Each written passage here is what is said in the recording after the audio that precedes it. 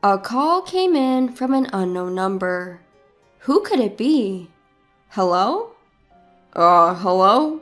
This is James, your son. It's fine that you divorced my dad, but it's a problem if you don't fulfill your responsibilities as a mother.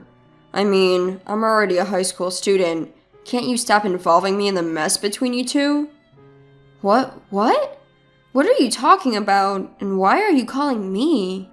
I was just about to say that when James raised his voice.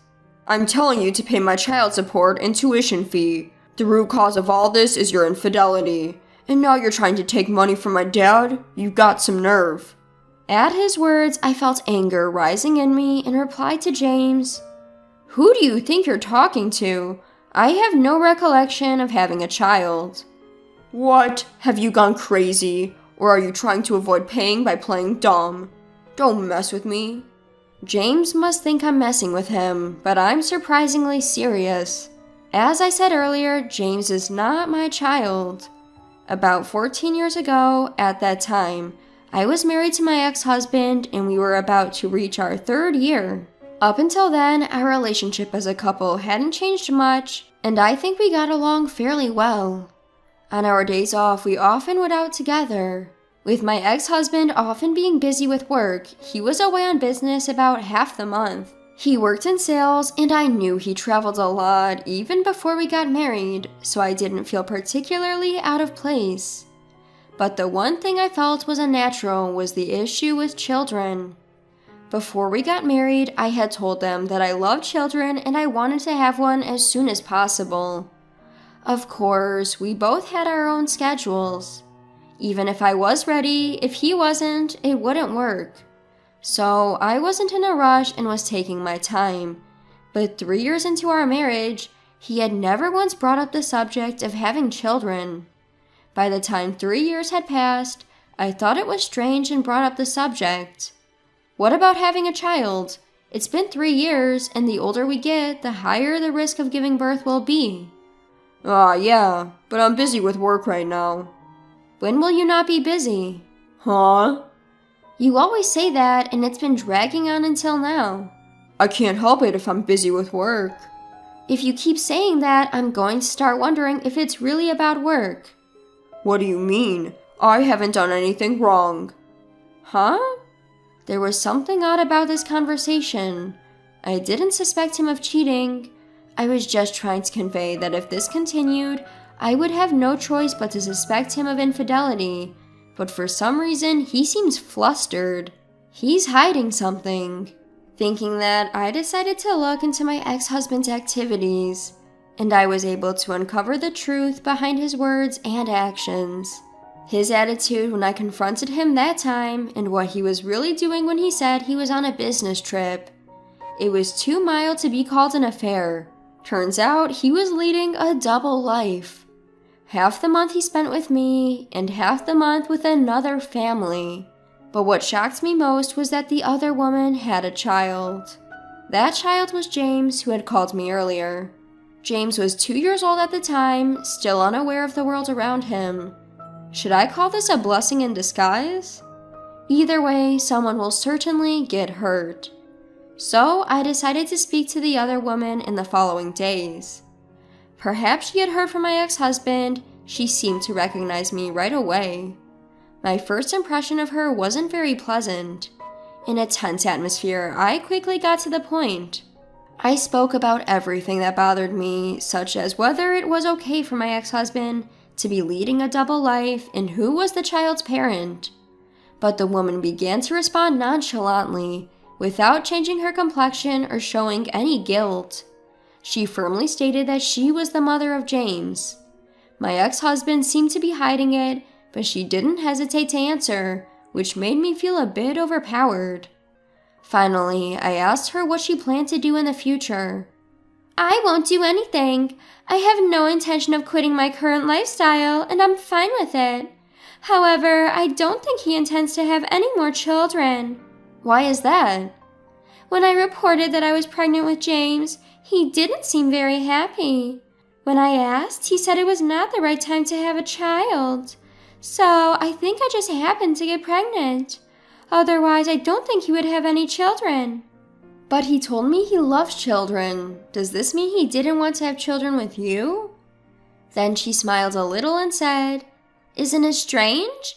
Why did I, who didn't want children that much, give birth, while you, who want children, didn't even get pregnant?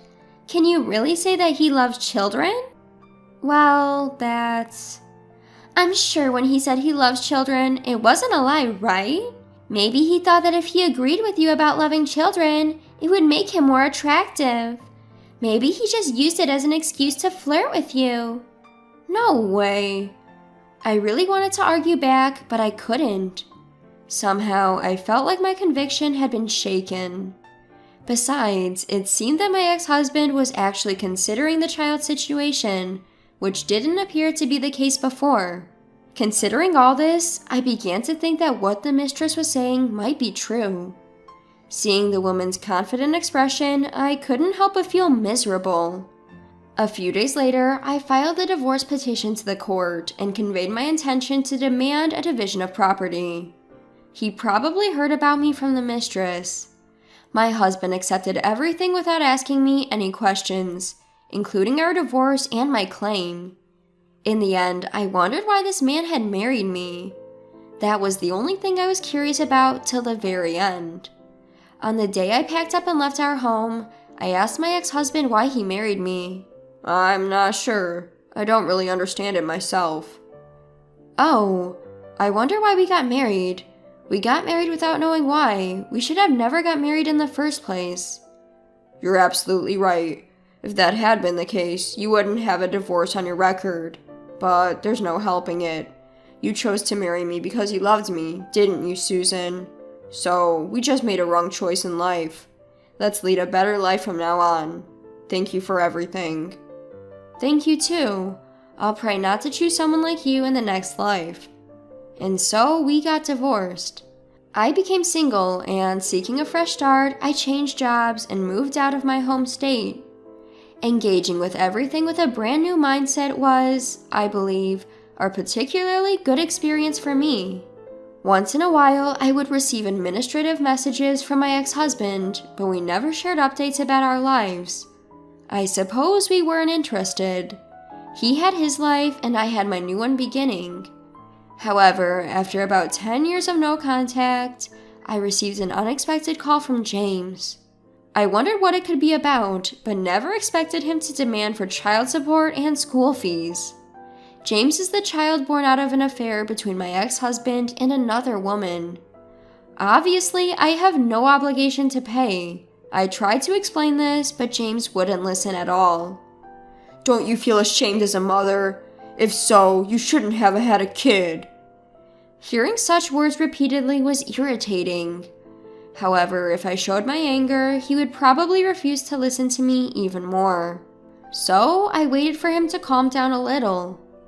After a few minutes, I was finally able to start speaking. Can I say something? First of all, I want to check a few things. How did you get my number to call? Obviously from Dad. Our family has been struggling financially lately. I thought it was strange. Finally, we couldn't afford school fees and such. Thanks to that, I had to start working part-time. Dad told me everything was your fault. That's why he told me about you. You cheated and abandoned me and Dad. You promised to pay but didn't. Until now, I didn't know much about your divorce, but now I understand. You are the one at fault. I see. Now I understand why he is so angry. If this was the truth, of course a child would be angry. However, my ex-husband had lied to James and incited him. Hearing this made my blood boil. It's quite a bother to deal with this after divorce. But I do feel sorry for James, who has been deceived. He may be a stranger to me, but I couldn't just ignore him. Since then, I have remarried and have a child with my current husband.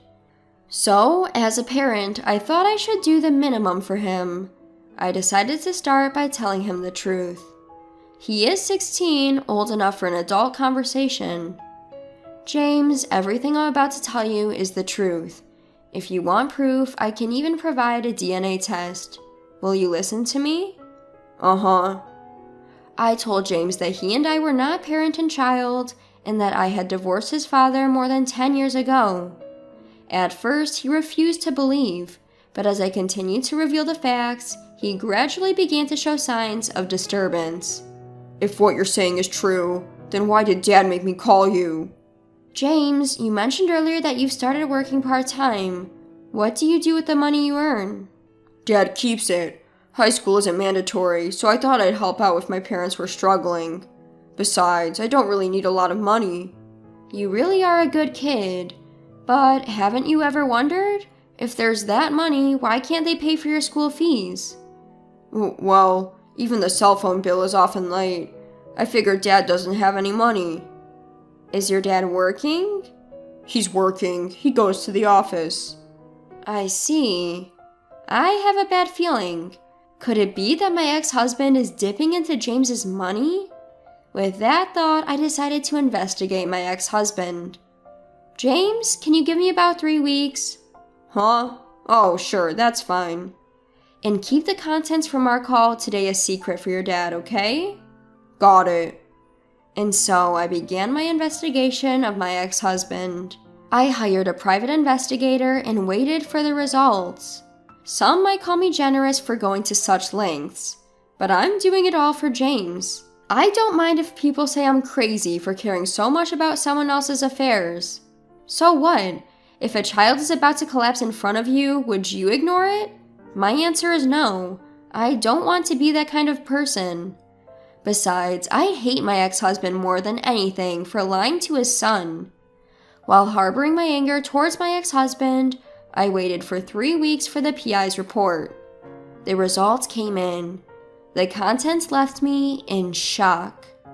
At the same time, anger surged within me. Turns out my ex-husband is not a full-time employee, but a temp worker. But it seems he was recently laid off and is now on leave. Apparently, he's been going to the unemployment office but spending most of his days at the casino. James thought his father was working because he always wore a suit, but he was actually job hunting. And there was no sign of him seriously looking for a job. But the worst part about my ex-husband is that he easily begs his son for money, feigning remorse. That's why James, seeing his dad like that, felt sorry and gave him all his part-time earnings. But in reality, that money was just spent on my ex-husband's casino games and leisure. This is absolutely unacceptable. First, I need to sort out James's life. With that thought, I called my ex-husband's mother. It was fortunate that I hadn't deleted her number. Hello? Oh, Susan! What's up? It's been quite a while. I'm sorry for the long silence, mother-in-law. Could we talk for a bit? I explained the current situation to my mother-in-law. Why did I call my mother-in-law? My ex-husband's mother and her sister are his worst enemies. During our marriage, we rarely visited his family because of that. We had no contact at all after the divorce, but my mother-in-law seemed to think that I had some plans and wasn't angry at all about the divorce. I see. I'm sorry. I thought it'd be better to hear it from him, so I didn't tell you, but he was having an affair. What? Hearing this, my mother-in-law's tone of voice dropped. When I told her all the facts, I could hear her anger on the other side of the phone. Oh, I see. It all makes sense now. The reason I wasn't told about the birth was because the baby was from his affair. He brought James over a few times, but you had just given birth and didn't want to see anyone, so he told us not to contact you. After childbirth, women can become mentally unstable and can even suffer from mental illness. So I respected your wishes and kept quiet. I felt sorry for you when I heard about the divorce, but I couldn't contact you. I see. But I'm happy now because James shows his face every once in a while. He might be a child born out of infidelity, but that's not his fault. So I'm planning to be on his side from here on out. You're such a wonderful grandmother. I feel relieved. Actually, that's why I called. Would you and your husband be able to raise James? Of course. He's been working part-time jobs so diligently, but his father blows all that hard-earned money on slot machines? It looks like I need to give him hell. I'll leave that to you, haha. I just think James is desperately trying to support his father and wasting his future in the process. So I really want him to have a carefree life living with you and your husband. With my mother-in-law determined to raise James, his situation seems resolved. Now it's just about dealing with my ex-husband. I decided to contact him and arrange a meeting for another day. I was still furious about being lied to. When the appointed time came, I met my ex-husband in a coffee shop. His appearance had become ragged compared to before. Didn't expect to hear from you. You've aged, ha ha ha. Anyway, this is about James, right? I'm glad you get it. That'll make things quicker. Why do you have him call me? I've got nothing to lose, haha. I'm seriously broke lately. Got caught doing something shady at my old job and had to quit. James's mom suddenly disappeared, and everything's just been vanishing from my life. But hey, my mom and James still think I'm going to work, haha. It's easy to fool everyone if you just act sorry enough, haha. James is your son, isn't he? Don't you feel anything? He's a good son who gives me money. You won't find a more dutiful son anywhere, haha. Ah, I see. But I'm relieved, since you just said all that in front of them. Huh? 3 people rose from the seat behind me and came to our table. What? You're really the worst. We heard everything. Even at your age, your hopeless character hasn't changed a bit. You're done as a human being. There were my mother-in-law, her sister, and James. It was necessary for everyone to witness his true character firsthand. My ex-husband began to panic hilariously, unable to articulate his words properly. He occasionally glanced at me, seemingly pleading for help. Making that face won't get you anywhere. You need to accept everything you've done and really chew on the fact that you're a beast beyond help.